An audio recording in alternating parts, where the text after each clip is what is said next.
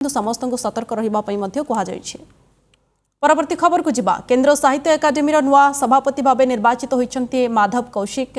से हिंदी साहित्य रे कवि भाव बेस परिचित।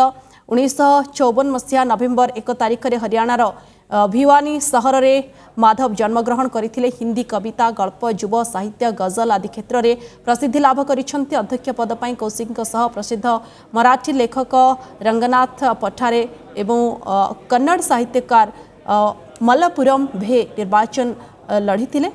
यह सहित उपसभापति भावे निर्वाचित होइछन्ति कुमुद शर्मा। से वर्तमान दिल्ली विश्वविद्यालय रे हिंदी विभाग मुख्य भावे कार्यरत अछन्ति। आज केंद्र साहित्य एकाडेमी सभापति एवं उपसभापति पद निर्वाचन अनुष्ठित होइतिला। निर्वाचन में 97 जन सदस्य मतदान करथिले।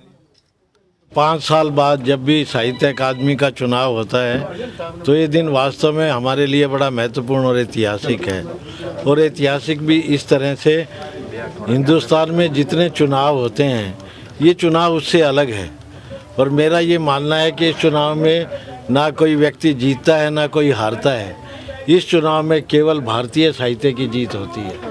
हम दोनों, कुमुद जी और मैं, एक तरह से निमित्त मात्र हैं इस साहित्य की सेवा के लिए, इस संस्थान की गरिमा के लिए। और साहित्य अकादमी एक ऐसी संस्था है जो 24 भाषाएं, जो हमारी भारतीय भाषाएं हैं, उसमें काम करती है। और हमारे यहाँ नई राष्ट्रीय शिक्षा नीति में भारतीय भाषाओं के संरक्षण और संवर्धन की जो बात है वो ऐतिहासिक कदम है। और विभिन्न भारतीय भाषाओं के बीच एकात्मकता का जो सूत्र है उसका सांस्कृतिक बोध है।